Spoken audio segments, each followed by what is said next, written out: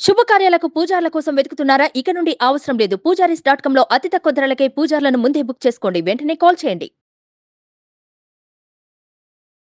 నమస్తే రమగారు. నమస్తే జయ.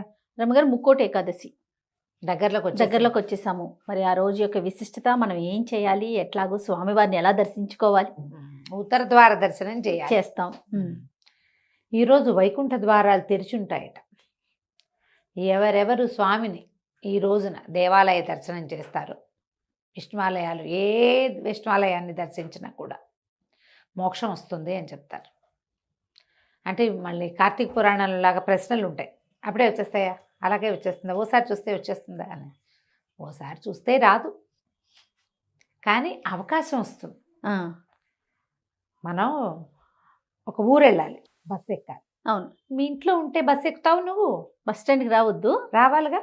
బస్ స్టాండ్కి వస్తే 36 బస్సులు ఉంటాయి. ఏదో ఒక ఊరు వెళ్ళేందుకు ఒక మార్గం కనిపిస్తుంది, అంతేగా. అది అట్లా ఆలోచించాలి. అది ఈ అన్ని బస్సుల్లో ఏదో ఒక బస్సు నీది. నువ్వు మోక్ష ద్వారానికి బస్సు ఎక్కుతావా, ఇంకేదైనా పక్క ఊరికి బస్సు ఎక్కుతావా, అది వేరే కథ. మనకు కావాల్సినవి ఏవైనా. కర్మక్షయం జరుగుతుంది. మనం ఎన్నో రకాలు చేసుకొని ఉంటాం కదా, అవి తగ్గుతాయి, వాటిని ఖర్చు పెడతాం మనం. స్వామిని దర్శించడం వల్ల పుణ్యబలం పెరిగి కర్మక్షయం అవుతుంది, కర్మలు నశిస్తాయి. కాబట్టి తప్పకుండా ఈరోజు ఏకాదశి నాడు ఏం చెప్పబడిందో అది ఆచరించాలి. ఇప్పుడు ఏమిటి ఏకాదశి, ఏం చెప్పబడింది? ఏకాదశి అత్యంత విశేషమైన తిథి విశేషంగా చెప్తారు. తిథులు మనకి పాడ్యమి, ప్రతిపత్తు మొదలు పెట్టుకుని అమావాస్య తర్వాత వచ్చే తొలి రోజు నుంచి ప్రతిపత్తు అంటారు, లేదా పాడ్యం అంటారు. ఈ తొలి రోజు నుంచి 15 రోజుల పాటు వరుసగా తిథులు నడుస్తాయి, రోజుకొకటి. ఒక్కొక్కసారి ఆ తిథి చిన్నదవ్వచ్చు, ఒక్కో తిథి పెద్దదవ్వచ్చు. ప్రథమ తిథి మొదటి దాన్ని పాడ్యమి లేదా ప్రతిపత్తు, తర్వాత విధియ, తదియ, సవితి, పంచమి, షష్ఠి, సప్తమి, అష్టమి, నవమి, దశమి, ఏకాదశి. 10 రోజులు ఎట్లా ఉన్నా ఈ 11వ రోజు అత్యంత విశేషమైన రోజు చెప్తారు. ప్రతి తిథికి దాని విశేషం దానికి ఉంది. ప్రతి తిథికి ఈ తిథులన్నిట్లలో చతుర్దశి దాకా ఉన్న తిథులలో అత్యంత విశేషమైన తిథి, మనకి మోక్ష మార్గాన్ని చూపించేది ఏకాదశి. ఈ ఏకాదశి అనే తిథి స్వరూపము సాక్షాత్తు విష్ణువంశ సంభూత. విష్ణుమూర్తి మురాసురుడనే ఒక రాక్షసుడితోటి యుద్ధం చేసి, ఆ యుద్ధకాలంలో వాడెప్పటికీ మరణించకపోతే అతను జలాశయంలో దాక్కుంటే ఈయన ఒక గుహాంతర భాగంలో నిద్రించాడట, అలసిపోయి.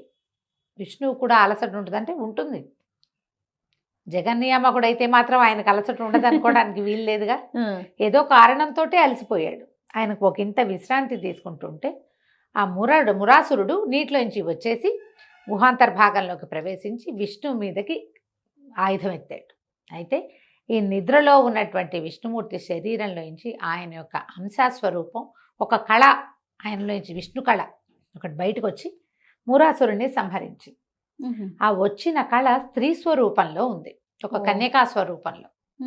తనలోంచి బయలువడినటువంటి ఆ విష్ణు కళకి ఏకాదశి నామధేయం చేశాడు విష్ణువు. ఆయనకి అత్యంత ప్రీతిపాత్రమైన తిథి స్వరూపాన్ని ఇచ్చాడు. దానికి రోజులలో, మానవులు గణించేటువంటి రోజులలో ఒక రోజు నీది. నీ రోజున నన్ను స్మరించిన వాడికి మోక్షం లభిస్తుంది. నీ రోజున నా కోసం ఉపవాసం చేసేవాడికి మోక్షం లభిస్తుంది, విష్ణు సాయుధ్యం లభిస్తుంది అని ప్రపంచం మొత్తానికి అవకాశం ఇచ్చాడు. ఈ ఏకాదశి నాడు ఉపవాసం చేయటం, పైగా ఈ తప్పించుకున్నటువంటి, మరణించినటువంటి మురాసురుడి యొక్క సహస్రాంశం ఒకటి ధాన్యంలో దాక్కుంది, బియ్యం అని చెప్తారు, అది వరి బియ్యంలో దాక్కున్నాడట. అందుకని ఏకాదశి నాడు ఎవరైతే బియ్యం తింటారో వాళ్ళల్లోకి తామసిక అంశ, ఈ ముర అంటే వాడెవడో ఒక వ్యక్తిగా చెప్పడానికి వీల్లేదు. ఈ రాజసిక తామస గుణాలు, వరిషడ్వర్గాలు మొదలైనటువంటి తామస శక్తులే మురాసురుడు. ఆ తమస్సు బియ్యంలో ఉంటుంది ఈ రోజున. ఇప్పుడు మనం ఎట్లా లెక్క పెట్టాము, చంద్రుడి తాలూకు 10 రోజులు, 11వ రోజు ఇది. చంద్రుడి కళ పెరిగిన 11వ రోజు. ఈ 11వ రోజు మనకి పంటలు పండటానికి కారణమే చంద్రుడు, సూర్యుడే కాదు, చంద్రకళ కూడా. చంద్రకళ కూడా పంటలు పండటానికి, ఆ మనకి వాతావరణంలో ఉండే తేమ శాతం చంద్రుడిది, తేమ, ఆ తడి, మాయిశ్చర్ చంద్రుడి వల్ల వస్తుంది. ఇప్పుడు ఈ చంద్రుడి కళలు పెరిగేటప్పుడు ఈ 11వ రోజు నాడు ఆయన వల్ల పుట్టేటువంటి ఈ ధాన్యాన్ని గనక తింటే మందత్వం కలుగుతుంది మానవులకి, బద్ధకం పెరుగుతుంది. అందుకేనా? బద్ధకమే తమస్సు, ఓ. నిద్ర అదంతా చీకటి కదా. అందుకని ఈ ఉపవాసం. ఒకరోజు మానేయి అని చెప్తారు. ఒక్కనాడు మనం అన్నం మానేస్తాం, ధాన్య సంబంధమైనవి ఏవి తినము. ఏం తినం, పప్పులు తినకూడదు, ఆ, ధాన్యం వరెండం తినకూడదు, ఆ, చిరుధాన్యాలు తృణధాన్యాలు నో, ఏమీ లేవు. ఆ. మర్నాడు తినేసరికల్లా నువ్వు మామూలు అవుతావు. ఓహో. ఈ ఒక రోజు తప్పించటానికి ఈ రోజును పెట్టారు. 10వ నాటికి దాంట్లో వచ్చేటువంటి ఆ ప్రత్యేకమైన తమస్సుని జయించటానికి మన ఏకాదశి నాడు ఏమి తినకండి, ద్వాదశి నాడు అన్నదానం చేస్తాం. మనము తింటాము, అందరికీ దానం ఇతరులకి చేస్తాం. భోజనం పెడతాం. ఇది మంచిది. ఇదంతా ఒక లెక్క ప్రకారం ఈక్వేషన్ ఏదో డిఫరెంట్ గా చూడండి లేదు. బ్రదర్, మనము ఆరోగ్యపరంగా చాలా మంచిది ఫాస్టింగ్ ఉండాలనుకుంటాం. దీని వెనకాల ఆధ్యాత్మికత ఉంది, ఉంది, సైన్స్ ఉంది. సైన్స్ కూడా ఉంది. ఆ. అందుకని ఉపవాసం ఉండి దీనికి మళ్ళీ ఆ ఏకాదశి తాలూకు ముందు భాగమైనటువంటి దశమి నాటి రాత్రి కూడా అన్నభోజనం చేయకూడదు, మ్మ్. ఫలహారమే చేయాలి. అదొకటి. ఏకాదశి నాడు 2 పూటలు 3 పూటలు, ద్వాదశి నాడు ఉదయం అన్నం భోజనం చేయటం, అందరికీ పెట్టడం. మళ్ళీ ద్వాదశి నాటి రాత్రి కూడా అన్నం తినకూడదు. మనని ఎన్ని పూటలు మాన్పించారు అన్నము?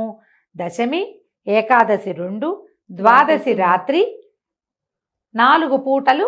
ప్రతి 15 రోజులకు ఒకసారి 4 పూటలు నో అన్నము. ఇదే కాదు, పౌర్ణమి నాడు అన్నభోజనం లేదు, మ్మ్. అమావాస్య నాడు అన్నభోజనం చేయకూడదు. పౌర్ణమి అమావాస్యలని మనం మర్చిపోయాము, ఏకాదశిని మాత్రం కొంచెం గట్టిగా పట్టుకున్నాం. వదల్లా. ఇంకా పౌర్ణమి తిథులు, పౌర్ణమిలో దీంట్లో సంక్రమణంలో సూర్య సంక్రమణ ఉంటుంది, అప్పుడు కూడా అన్నం తినకూడదు జయ. మ్మ్. అది ఆ నియమం ఉంది. ఉపవాసం సంక్రమణాల్లో కూడా అన్నభోజనం చేయకూడదు. సంక్రమణాలు మెల్లిగా కలియుగ ప్రారంభంలో తగ్గిపోతే అమావాస్యలు పౌర్ణములు మెల్లిగా కాలం ఎక్కేసరికి పోయినాయి. ఇంకా ఏకాదశులు మిగిలిన్న కాలంలోనే, పుణ్యకాలంలోనే ఉన్నాం మనం. అవును, మన ముందు నాటికి ఏం చేస్తామో తెలియదు. ఏకాదశి చూసుకోవడం కూడా తెలియదు అవును. కదా. సో కాబట్టి గ్రహించవలసింది ఇది మనకి ఆరోగ్య రీత్యా మంచిది. చాలా మంచిది. అయితే ఈ రోజున వైకుంఠ ద్వారాలు తెరవబడతాయని, స్వామి అందరికీ దర్శనమిస్తాడని, 2 రాక్షసుల కోసం వైకుంఠ ద్వారం తెరవబడింది అని ఒక కథా విశేషం కూడా చెప్తారు. అయితే 3,000,000 దేవతలు స్వామివారిని దర్శించడానికి వచ్చారట, మ్మ్.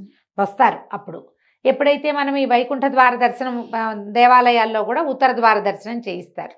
ఉత్తర ద్వారం మామూలుగా కొన్ని దేవాలయాల్లో కనపడుతుంది, చిన్న చిన్న దేవాలయాల్లో కనపడుతుంది. తిరుమల తిరుపతిలో ఉంది, భద్రాచలంలో ఉన్నది, కొన్ని ప్రత్యేక దేవాలయాల్లో కూడా వైకుంఠ ద్వారం ఉంటుంది. స్వామిని అక్కడ వేంచేపు చేయించి ఆ ద్వార దర్శనం చేయిస్తారు. తిరుమల తిరుపతిలో అయితే 10 రోజుల పాటు వైకుంఠ ద్వార దర్శనం, స్వామిని ఉత్తర ద్వార దర్శనమే చేస్తాం. పైగా ఇది ధనుర్మాస పుణ్యకాలం, ధనుర్మాసము. అవును. ఈ ధనుస్సులో ఇది ఎలా చూడు, ధనుస్సు నుంచి మన మకరం వరకు మధ్య నడిచే మార్గంలో మధ్యలో వచ్చింది. మ్మ్. మార్గళిలో, మార్గశీర్షం కదా ఇది. అవును. ఈ దారి ఏమిటి? దేవతల తాలూకు తెల్లవారుచాము. ఇది మ్మ్. ధనుర్మాసము, దేవతల యొక్క తెల్లవారుచాము. వాళ్ళు లేచేది ఎప్పుడు? పూర్తిగా మకర సంక్రమణానికి. మ్మ్. సంక్రమణానికి దగ్గరయ్యే కాలంలోనే మనకి ఇది ఇంచుమించుగా వస్తుంది, అంతే కదా లెక్క. అవును. అవును. సో ఈ కాలంలో మనం ఏదైనా దేవాలయ దర్శనం, విష్ణువాలయంలో స్వామిని వేంచేపు చేయించబడినటువంటి అర్చామూర్తిని కాకపోయినా మూలవర్లు కాకపోతే ఉత్సవర్లని దర్శనం చేసుకుంటాం కదా. పిచ్చిగా జనం ఉంటారు దేవాలయాల్లో విపరీతంగా. అయినా కూడా ఒక్కసారి దర్శనం చేసుకుని ఈరోజు ఆయనదని జ్ఞప్తి పెట్టుకుని, పైగా ఈ 3,000,000 ఏకాదశి నాడు కనుక ఉపవాసం చేస్తే 3,000,000 ఏకాదశులు ఉపవాసం చేసిన ఫలితం లభిస్తుందట. అదొక పాయింట్ చెప్తారు. మ్మ్. మనం ఇప్పటిదాకా చేయము. మనకి మధ్య సంవత్సరం అంతా ఉన్నాయి కదా, నెలకి 2 చొప్పున 24 ఏకాదశులు వస్తాయి మనకి. సంవత్సరం అంతా. సంవత్సరం అంతా కలిపి నెలకి 2 కదా, అంతే కదా. 12 రోజులు 24. ఈ ఒక్కటి చేస్తే మిగిలిన 23 సార్లు చేసిన ఫలితం కూడా లభిస్తుంది. ఈసారి శనివారం కూడా 23వ తారీఖు డిసెంబర్ 23 శనివారం నాడు వచ్చింది. శనివారం కూడా కలిసి వస్తే మరింత విశేషం అని చెప్తారు. శనివారం విష్ణు వారంగా చెప్పుకుంటాం కదా, వెంకటేశ్వర స్వామి వారికి శనివారాలే మన ఉపవాసం. అవును. అవును. ఇప్పుడు ఇలాంటప్పుడు ఉపవాసం ఉండి శివాలయానికి వెళ్ళినా కూడా ఫలితం లభిస్తామా? అందులో ఏ అనుమానము లేదు. ఉత్తర ద్వారంలో స్వామి ప్రత్యేకంగా వేంచేసి ఉంటాడు కాబట్టి వేంచేసి ఉన్న సమయంలో చూడగలిగితే మహత్తరంగా ఉంటుంది. అన్నము వద్దు, తద్భిన్నమైనవి అన్నం వాడకుండా, బియ్యం వాడకుండా చేసే ఏ ఏదైనా పదార్థమైనా తినచ్చు. ఫ్రెష్ పళ్ళు తినచ్చు, పాల సంబంధమైనవి తీసుకోవచ్చు. జబ్బుగా ఉన్నవాళ్ళు, అనారోగ్యస్తులు, పెద్దవాళ్ళు, గర్భిణీ గర్భవతులు వీళ్ళు ఉండకపోవటమే మంచిది. భగవద్ ధ్యానం చేసుకోండి. ఉపవాసం అంటే భగవంతుని సమీప వసనము, అక్కడ నివసించటము. ఆహారం మానేసే కాదు, మిగతా ఆహారం అవసరమైందని తీసుకున్నా ఈ రోజున దుర్భాషలాడటము, కొట్లాడటము, పోట్లాడటము, అనవసరమైన పనులు చేయటము, ఏవైనా చేయకూడనివి. ఇందులో మన ఏం చెప్తారంటే దాంపత్యంలో పాల్గొనకూడదు, బ్రహ్మచర్యంలో ఉండాలి, అవన్నీ నియమాలు ఉన్నాయి. మనం నియమం పూర్తిగా ఏకాదశి ఉపవాసం ఉంటే ఈ నియమం పాటించటం, లేదా కనీసం ఒక దేవాలయ దర్శనం చేసుకోవటం, విష్ణునామ సంకీర్తన చేసుకోవటం, విష్ణు సహస్రనామాన్ని చదువుకోవటం. ఈరోజు గీతా జయంతి కూడా అని చెప్తారు. ఈ రోజునే ఇదే రోజున హాలాహలము అమృతము రెండు పుట్టినాయి సముద్రంలోంచి అని చెప్తారు. ఉదయకాలంలో హాలాహలం పుడితే ఆయన శివుడు స్వీకరించాడు, సాయంకాలం వేళ అమృతం పుట్టింది. ఇది ఒక కథ. కథనాలు బోల్డ్ అని ఉంటాయి కదా. అక్కడి నుంచి ఈ రోజునే గీతా బోధ చేశాడు. భగవద్గీత బోధింపబడిన రోజు, యుద్ధం మొదలు పెట్టారు అని చెప్తారు. కాబట్టి గీతా జయంతి కూడా మనం జరుపుకోవచ్చు. భగవద్గీత చదువుకోవచ్చు, భాగవతం చదువుకోవచ్చు, రామాయణం చదువుకోవచ్చు. ఏదైనా సరే భగవంతునికి గుణకథనం చేసేటువంటి ఏ కథా విశేషాన్నైనా వినచ్చు, చదువుకోవచ్చు, చెప్పచ్చు, స్తోత్రపారాయణ చేసుకోవచ్చు, విష్ణునామ సంకీర్తన, హరే రామ రామ రామ హరే హరే, హరే కృష్ణ కృష్ణ కృష్ణ హరే హరే. ఈ ఒక్కటైనా రోజంతా అనుకోండి, ఖాళీగా ఉన్నప్పుడు స్మరించుకోవటము. అవకాశం ఉన్నవాళ్ళు ఉపవాసం ఉండొచ్చు, భగవద్ దర్శనం చేసుకోవచ్చు. తప్పకుండా రమ్మగారు. నమస్తే. నమస్తే జయ.